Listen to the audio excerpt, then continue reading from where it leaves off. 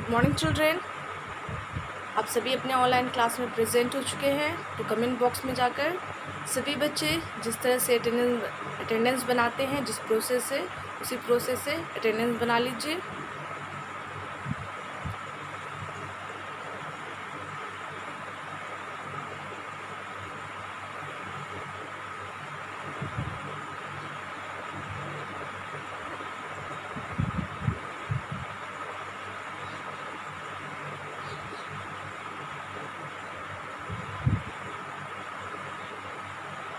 आप सभी ने अटेंडेंस बना ली होगी। तो आप सभी जिन बच्चों के पास मैथमेटिक्स की बुक है वो अपनी बुक ओपन करेंगे, पेज नंबर 96। और आप सभी बच्चों का होमवर्क नोटबुक में था, तो नोटबुक भी ओपन करेंगे। और जिन बच्चों के पास बुक नहीं है तो उनको फिर से मैं ये बात रिपीट करा दूं कि आप सभी अपनी बुक परचेज़ करवा लें ताकि आपकी स्टडी अच्छे ढंग से हो सके, है ना। और दूसरी बात, जो बच्चे क्लास में प्रेजेंट नहीं रहते हैं वो प्रेजेंट रहा करें। इन दोनों बातों पे ध्यान दीजिए। कंटिन्यूसली ये बात आपको बोली जा रही है, समझाई जा रही है। ओके, तो इस बात पे ध्यान दीजिए, अपनी बुक परचेज़ करवाइए। और दूसरी बात, आप सभी बच्चे जो क्लास में प्रेजेंट नहीं रहते हैं वो प्रेजेंट रहा कीजिए। ओके, अगर हमारे पास बुक नहीं होगी तो हम नहीं पढ़ सकेंगे, और अगर बुक है, अगर हमारा क्लास हम अटेंड नहीं कर रहे हैं तो हमें चैप्टर समझ में नहीं आएंगे। तो इसीलिए ये दोनों चीज़ें इम्पॉर्टेंट हैं और आपको इसीलिए बोला जा रहा है कि बुक परचेज़ करवाइए। और दूसरी बात, आप क्लास में प्रेजेंट रहा कीजिए। इन दोनों बातों पे ध्यान दीजिए, ये दोनों बातें बहुत इम्पॉर्टेंट हैं। ओके, अब चलिए, जो आपका होमवर्क था प्रीवियस क्लास में उसे पहले मैं सॉल्व कर देती हूँ, ठीक है, बोर्ड पे। और जिस तरह से, मतलब ये तो मैचिंग का तरीका है कि आंसर आपका सही है या नहीं। तो ये अभी फ़िलहाल जैसे हम लोग करते आ रहे हैं मैचिंग, मतलब सही और गलत है कि नहीं है ना। तो इस तरह से हम लोग मैच कर रहे हैं अपना। मैं बोर्ड पे बनाती हूँ और आप सभी उसको अपनी नोटबुक से आंसर मैच करते हैं, ठीक है। तो उसी तरह मैं बोर्ड पे जो बाकी का क्वेश्चन था एक्सरसाइज 6.4 का, तो मैं फिर बना देती हूँ बोर्ड पे। और आप सभी को क्या करना है, मैच करना है अपनी नोटबुक से, है ना। तो चलिए, मैं 1 बाय 1 क्वेश्चन को सॉल्व करती हूँ और आप सभी क्या करेंगे, अपनी बुक से, नोटबुक से मैच करेंगे। एक्सरसाइज 4.6 का क्वेश्चन था, है ना।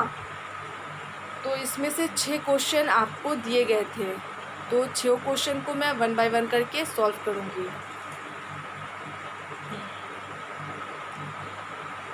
क्वेश्चन नंबर 6, ठीक है ना। कृति हैज़ 18 मार्बल्स। कृति के पास कितने मार्बल्स रहते हैं, 18 मार्बल्स, जिसे कंचा बोला जाता है ना।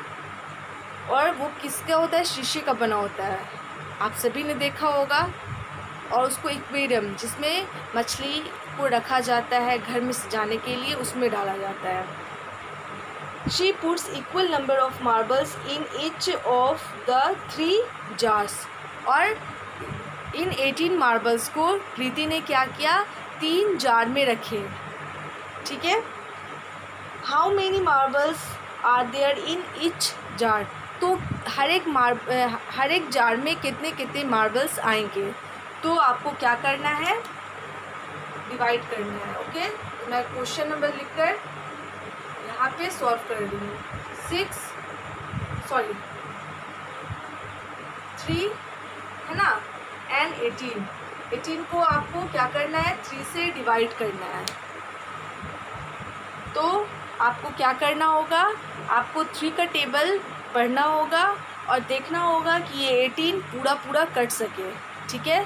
तो आपको 3 का टेबल पढ़ना है, तो 3 का टेबल आप कितने टाइम्स पढ़िएगा कि आपका जो 18 है ये पूरा पूरा कट जाए, ठीक है ना, डिविडेंड आपका पूरा पूरा कट जाए। तो आपको क्या करना होगा, 3 का टेबल 6 टाइम्स पढ़ना होगा, ठीक है ना। 3 6 18 होता है। तो यहाँ पे क्या होगा, 6 लिखना होगा, उसके बाद 18, ठीक है। 3 6 18 हो गया। ओके, अब क्या होगा, यहाँ पे माइनस करना है। तो 8 minus 8 equal to 0, 1 minus 1 equal to 0। तो आपका आंसर क्या हो जाएगा? 6। ठीक है ना, 6 मार्बल्स इन इच जार।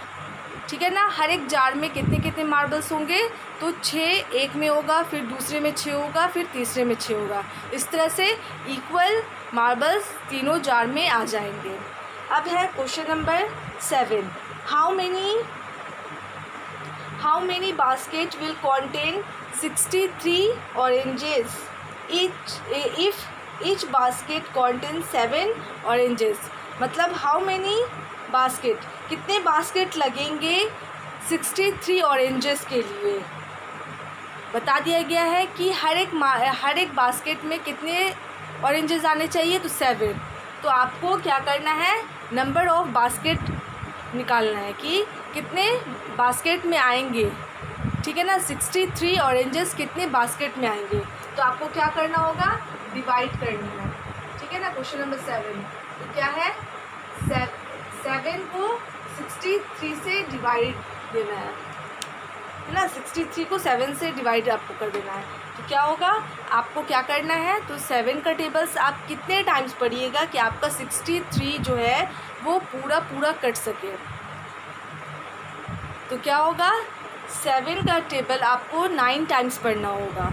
ठीक है, तो मैं तो डायरेक्टली कर रही हूँ, आप सभी बच्चे क्या करेंगे, जिस तरह से आपको यानी कि टेबल याद है तो आसानी से बन सकता है। हाँ, जिनको नहीं याद है तो उनके लिए मुश्किल है, तो बार बार इसीलिए मैं बोल रही हूँ कि आप लोग जिनको नहीं याद है मल्टीप्लिकेशन टेबल, वो मल्टीप्लिकेशन टेबल रिमेंबर करें, ताकि आपकी जो मल्टीप्लिकेशन है और डिवीज़न है ये आसानी से बन सके।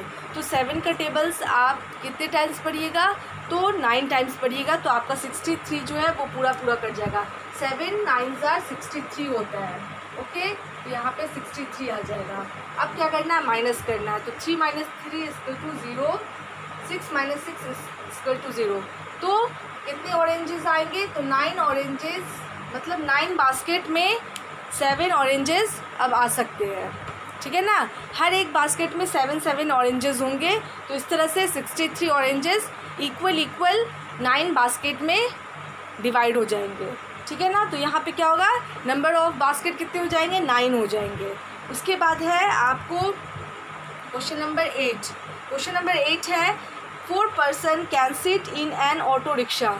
एक ऑटो रिक्शा में 4 लोग बैठ सकते हैं। ठीक है ना, how many auto rickshaw will be needed for 28 peoples. तो 28 लोगों के लिए कितनी रिक्शे की ज़रूरत होगी, ऑटो रिक्शे की ज़रूरत होगी। तो आपको क्या करना है, 28 को 4 से डिवाइड करना है ना। तो आपको 4 का टेबल पढ़ना होगा। तो 4 का टेबल आप कितने टाइम्स पढ़िएगा कि आपका 28 पूरा कट सके। तो आपको क्या करना होगा, 4 7 4 का टेबल आपको 7 टाइम्स पढ़ना होगा। ठीक है, तो 4 का टेबल आप 7 टाइम्स पढ़िएगा तो आपका ये 28 पूरा कट जाएगा। तो 4 7 क्या होता है, 28 होता है। ओके, तो ये 28 आपका नीचे उतर गया। अब क्या करना है, माइनस करना है। 8 minus 8 equal to 0, 2 minus 2 equal to 0। तो क्या हो गया, आपका आंसर 7। ठीक है ना, 7 ऑटो रिक्शा की ज़रूरत होगी 28 लोगों को बैठाने के लिए। ठीक है ना, इक्वल सभी में 4 बैठ जाएंगे। तो कितने ऑटो रिक्शा की ज़रूरत होगी, तो नंबर ऑफ ऑटो रिक्शा कितने हो जाएंगे, आंसर आपका 7 हो जाएगा। उसके बाद है अ वीक है 7 डेज। एक सप्ताह में आपको तो पता है कि 7 दिन होते हैं। ठीक है, how many weeks are there in 7 days, 56 days. तो 56 डेज में कितने वीक्स होंगे, कितने सप्ताह होंगे। ठीक है, तो आपको क्या करना है, डिवाइड करना है। 56 को 7 से डिवाइड दे देना है। तो आप 7 का टेबल कितने टाइम्स पढ़िएगा कि आपका 56 पूरा कट जाए। ठीक है, तो क्या होगा, 7 का टेबल आपको 8 टाइम्स पढ़ना होगा। 7 8 56 होता है।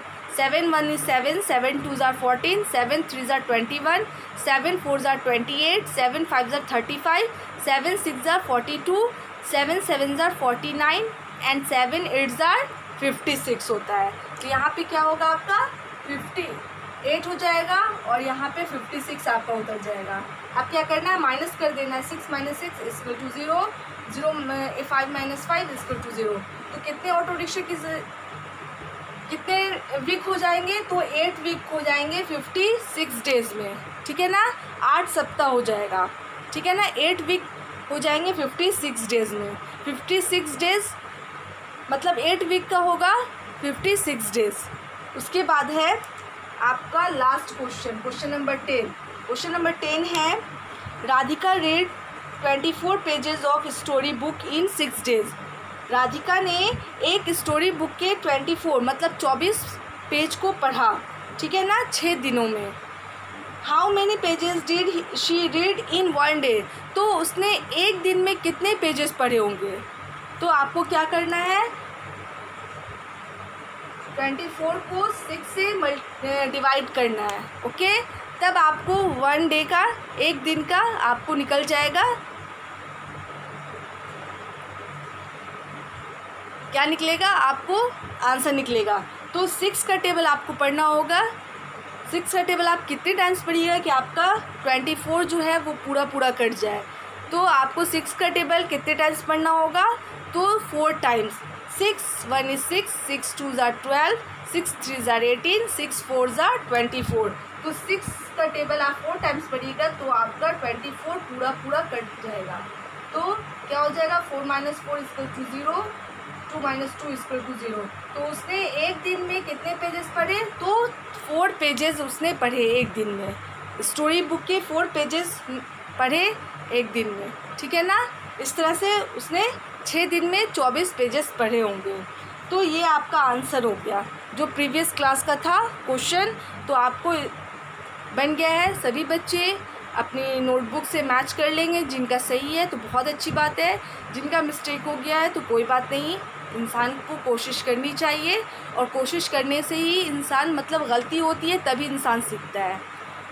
और इम्पॉर्टेंट बात तो आपको पता ही है कि इसके लिए आपको मल्टीप्लिकेशन टेबल पहाड़े को हर हाल में याद करना होगा, तभी आपका डिवीज़न सही से बनेगा, ठीक है ना। तो आप सभी को बोला जा रहा है 2 से लेके 20 तक के जितने भी टेबल्स हैं आप सभी बच्चे याद कर लें, ओके। और अब जो है वो आपका नेक्स्ट जो एक्सरसाइज है वो एक्सरसाइज 6.5 होगा, ठीक है ना। ये भी डिवीज़न है लेकिन इसको थोड़ा लॉन्ग प्रोसेस में बनाते हैं, ठीक है।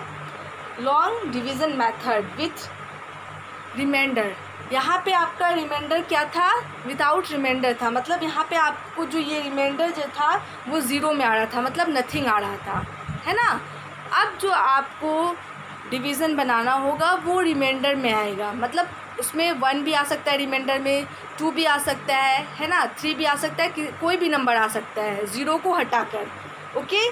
तो अब देखते हैं, यहाँ पे एक क्वेश्चन है, आपको समझा रही हूँ मैं। एक क्वेश्चन है जैसे कि 30/7 है ना, 30 को 7 से डिवाइड करना है, ओके। तो इसे मैं इरेज कर देती हूँ, आप सभी ने इसे मैच कर लिया होगा।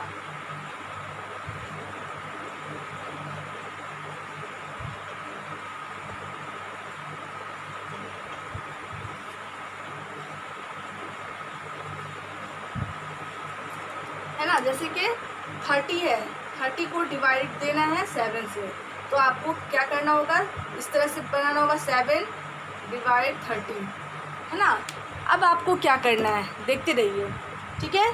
7 का टेबल आपको पढ़ना है, तो 7 का टेबल आप कितने टाइम्स पढ़िएगा, ये जो 30 है, ठीक है ना, तो आपको 30 से कम आना चाहिए, ना कि ज़्यादा आना चाहिए, ठीक है ना। तो ये चीज़ आपको गौर करना है। जैसे यहाँ पे है, यहाँ पे देखिए आपको है 7 का टेबल, आपको इतने टाइम्स पढ़ना है कि 30 तक आप पहुँच सके। 30 से कम आना होगा लेकिन ज़्यादा नहीं, ठीक है। तो आपको इससे कम ही तक रहना है, ठीक है ना, इससे ज़्यादा आगे नहीं बढ़ना है। तो आपको क्या करना होगा, 7 का टेबल आप कितने टाइम्स पढ़िएगा कि आपको 30 से यानी कि 30 तक नंबर आ सके। तो क्या करना होगा, आपको टेबल पढ़ना होगा पहले। तो आप क्या कीजिएगा, तो 7 का टेबल आप स्टार्ट कीजिए। तो 7 1 इज़ 7, 7 2 ज़ार 14, 7 3 ज़ार 21, 7 4 ज़ार 28। क्या हुआ? 7 4 ज़ार 28। और अगर 7 5 ज़ार पढ़ते हैं तो 35 हो जाएगा। ओके, देखिए यहाँ पे 7 का टेबल आप 4 टाइम्स पढ़िएगा तो यहाँ पे क्या होगा? 28 आएगा। एंड 7 का टेबल आप 5 टाइम्स पढ़िएगा तो 35 आएगा। और आपको क्या करना है? 35 के आपको 30 से अंदर ही रहना है, 30 के बाहर आपको नहीं निकलना है। तो आपको क्या करना है? तो 7 का टेबल आपको 35 टाइम पढ़ना होगा? नहीं, 7 का टेबल आप 4 टाइम्स पढ़िएगा, ना कि 5 टाइम्स। ठीक है, आपको 5 टाइम्स नहीं पढ़ना है तो 35 आ जाएगा, तो ये रॉन्ग हो जाएगा। आपको क्या करना है? 30 से कम रहना है, ना कि आगे बढ़ना है। ओके, तो आपको क्या करना होगा? 7 का टेबल आपको 4 टाइम्स पढ़ना होगा। तो 7 4 ज़ार क्या होता है? तो 28। तो यहाँ पे आप क्या लिखिएगा? 4 लिखिएगा। अब यहाँ पे 28 लिख देना है। ओके, इस तरह से लिख देना है। आपको 5 टाइम्स नहीं जाना है, आपको 4 टाइम्स ही रहना है। ठीक है, तो अब क्या हो जाएगा? 7 4 ज़ार 28 हो गया। अब आपको यहाँ पे क्या करना होगा? माइनस करना है। ठीक है ना? तो माइनस करेंगे 0 - 8। तो 0 में से आप कोई भी नंबर माइनस करेंगे तो हो सकता है, नहीं हो सकता है। तो क्या होगा? ये 3 से क्या करेगा? बोरो लेगा। ठीक है ना? तो ये क्या हो जाएगा? 10 हो जाएगा। ओके, 10 हो जाएगा और 3 2 हो जाएगा, क्योंकि उसमें से एक कम हो गया, एक घट गया है। तो ये 10 हो जाएगा। 10 - 8, 10 में से आप 8 माइनस करते हैं तो आपके पास कितना बचेगा? तो 2 बचेगा। और ये क्या हो जाएगा? तो ये कुछ नहीं, मतलब यहाँ पे 0 हो जाएगा। ओके, तो हम यहाँ पे कुछ नहीं लिखते हैं। 2 - 2 तो 0 होता है, तो यहाँ पे उसको ब्लैंक छोड़ दिए, तो आपका रिमाइंडर क्या हो गया? 2 आ गया। ठीक है ना? इस तरह से जो भी क्वेश्चन होंगे आपको इसी तरह बनाना पड़ेगा। आपको यहाँ पे ये जो डिविडेंड है इस पे ध्यान देना होगा। और क्या करना होगा? डिविडेंड से कम नंबर आपको आने चाहिए, इसका ध्यान होना चाहिए। ठीक है ना? इस पे ध्यान आपका होना चाहिए, ना कि आपको इससे ज़्यादा। जैसे कि और दूसरा क्वेश्चन मैं देती हूँ। ठीक है, जैसे आपको 9 / 46। ठीक है ना? ये दूसरा क्वेश्चन समझा रही हूँ। आपको 9 का टेबल पढ़ना है। 9 का टेबल आप कितने टाइम्स पढ़िएगा कि आपका ये 46 है ना, पूरा पूरा कट जाए। ठीक है ना? तो 9 के टेबल में 46 आता है? नहीं आता है। 9 के टेबल में या तो 45 आएगा या तो आपको 54 आएगा। ठीक है ना?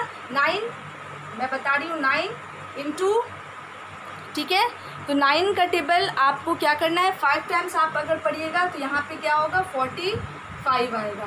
और अगर 9 का टेबल आप 6 टाइम्स पढ़िएगा तो आपको 54 आएगा। तो आपको क्या करना है? 46 से आपको आगे नहीं बढ़ना है, 46 के अंदर ही रहना है। तो आप क्या कीजिएगा? 9 का टेबल अगर आप 4 टाइम्स पढ़ते हैं, 5 टाइम्स पढ़ते हैं, 9 5 ज़ार 45 होता है ना। तो 9 का टेबल आप 5 टाइम्स अगर पढ़ रहे हैं तो क्या होगा?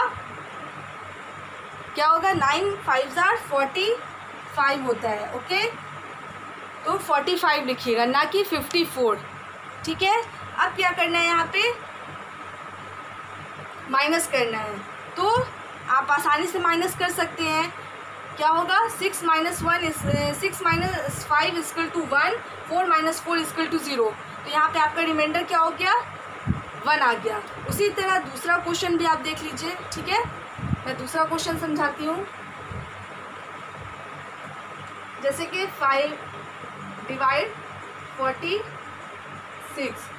5 का टेबल आपको कितने टाइम्स पढ़ना होगा कि आपका जो 46 है वो आ सके? तो 5 का टेबल आप 9 टाइम्स पढ़ेंगे। 5 9 ज़ार 45 होता है। ठीक है ना? 5 का टेबल आप 9 टाइम्स पढ़ेंगे तो आपको क्या होगा? 45 आएगा। ठीक है ना?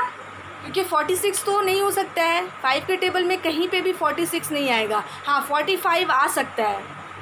ठीक है ना? तो आपको 45 लिखना होगा। ठीक है ना? तो अब यहाँ पे क्या करना है? माइनस करना है।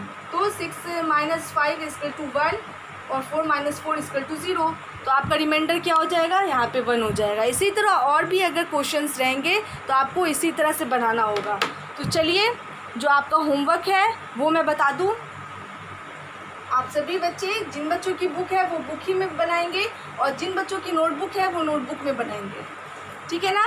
ये तो आप सभी के लिए बुक में ही बनाने का था, लेकिन फिर भी मैं यहाँ पे कुछ क्वेश्चन है वो दे देती हूँ, ठीक है ना। क्वेश्चन नंबर एक्सरसाइज 5.6 है, ठीक है ना। Question number 1,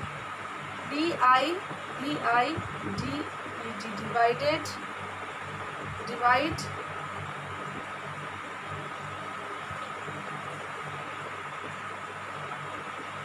the following.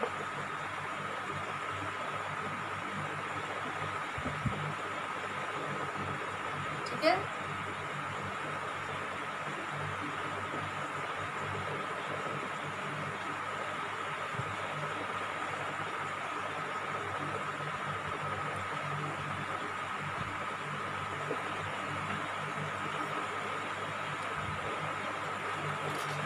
Notebook वाले बच्चे नोटबुक में नोट कर लीजिए, बुक वाले बच्चे बुक में ही बना लीजिएगा।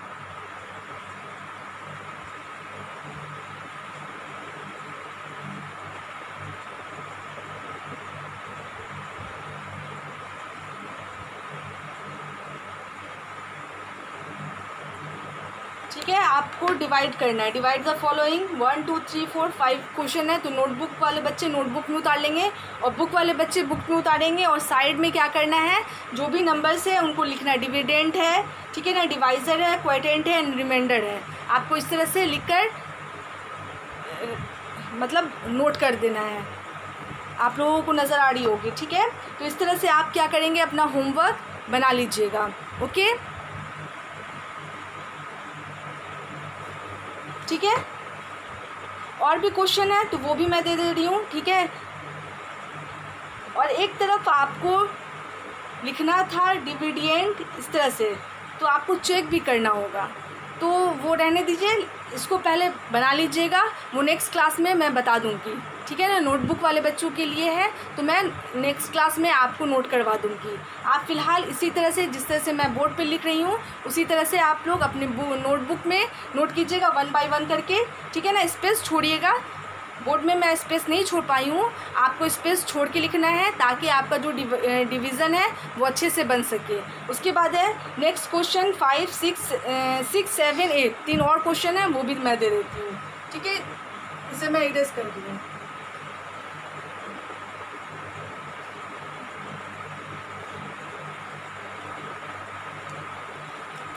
क्वेश्चन नंबर 6 है 865, है ना। उसके बाद है इस तरह से आपको लिख लेना है 7। क्वेश्चन नंबर 7 है 950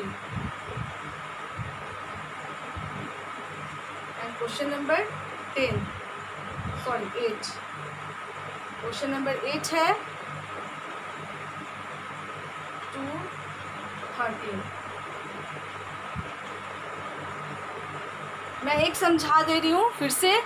यहाँ पे क्या करना है, आपको 65 को डिवाइड करना है 8 से। तो आपको क्या करना होगा, टेबल पढ़ना होगा। तो टेबल आप कितने टाइम्स पढ़िएगा कि आपका 65 जो है वो देखिए कि आता है कि नहीं आता है। और अगर 65 से आपको कम ही रहना है, ना कि आपको 65 से आगे बढ़ना है। ठीक है। तो आप क्या कीजिएगा, 8 का टेबल पढ़ना स्टार्ट कीजिएगा। तो 8 का टेबल आप कितने टाइम्स पढ़िएगा कि आपका 65 से कम ही नंबर आए, उससे ज़्यादा ना आए। तो आपको क्या करना होगा, 8 का टेबल आपको 8 टाइम्स पढ़ना होगा। 8 8 जार क्या होता है, 64 होता है। ओके, यहाँ पे 8 लिखाएगा और यहाँ पे क्या लिखाएगा, 64, क्योंकि 8 के टेबल में 65 नहीं आता है। ठीक है, तो आपको क्या करना होगा, 65 से कम ही रहना है, ना कि आपको ज़्यादा जाना है। ओके, ये चीज़ आपको हर हाल में देखनी है। तो क्या होगा, यहाँ पे 64 मैंने लिख दिया। तो 8 का टेबल हमने 8 टाइम्स पढ़ा तो 64 आया। अब क्या करना है, माइनस करना है। तो 5 में से 4 माइनस होगा तो क्या हो जाएगा, 1 हो जाएगा। और 6 में से 6 माइनस होगा तो 0 हो जाएगा, है ना। इस तरह से आपको बना लेना है। तो आपका क्वोटिएंट क्या हो जाएगा, 8 हो जाएगा और रिमाइंडर क्या है आपका 1 हो जाएगा। ठीक है ना। तो मेन रिज़ल्ट आपका 8 है। ठीक है, और ये रिमाइंडर हो गया। तो इसी तरह से आपको जितने भी डिवीज़न है आपको इसी तरह से बनाने हैं। अब मैं अपनी क्लास को यहीं पे स्टॉप करती हूँ, और स्टॉप करने से पहले आप सभी को गुड मैनर टिप दिया जाता है। ठीक है ना। तो आज का गुड मैनर टिप है वो कीपिंग योर सिटी क्लीन। ठीक है ना, अपने शहर को हम कैसे साफ़ रखें, हमारी क्या रिस्पॉन्सिबिलिटी होनी चाहिए, हमारी क्या जिम्मेदारी होनी चाहिए, इन सभी के बारे में। तो क्या है, spit only in the wash basin and clean up after that. आप जब वॉश बेसिन मतलब जो भी जगह है, जैसे कि आप अगर मॉल में हैं, है ना, या अदर कहीं पे ऐसी प्लेस में है जहाँ पे जो भी पब्लिक प्लेस है, ठीक है, तो आप अगर वॉश बेसिन में थूक रहे हैं तो उस पर आपको थूकने के बाद क्या करना चाहिए, पानी डाल देना चाहिए, है ना। हमें गंदगी नहीं फैलानी है, तो इन सभी बातों को ध्यान में रखना चाहिए। हमें इधर उधर भी नहीं थूकना चाहिए।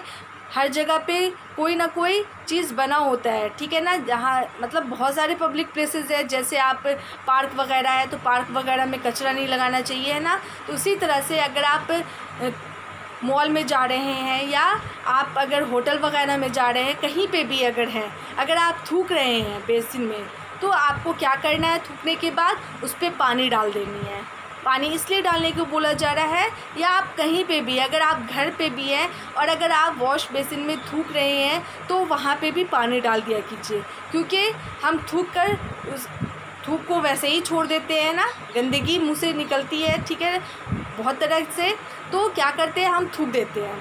थूकने के बाद क्या होता है, हम उस पर पानी नहीं डालें तो क्या होगा, मक्खियाँ उस पर बैठेगी और वही मक्खियाँ हमारे खाने पे बैठ सकती है, हमारे बॉडी पे बैठ सकती है और हमें बीमार कर सकती है। इसीलिए बोला जाता है कि अगर आप थूक रहे हो तो थूकने के बाद उस जगह पे पानी डाल दीजिए ताकि वो साफ़ हो जाए, है ना। इन बातों को ध्यान में रखिए और इन बातों को फॉलो कीजिए और दूसरों को भी बताइए। ये आपकी और हमारी जिम्मेदारी है, ठीक है ना। आज के लिए बस इतना ही। Thank you all.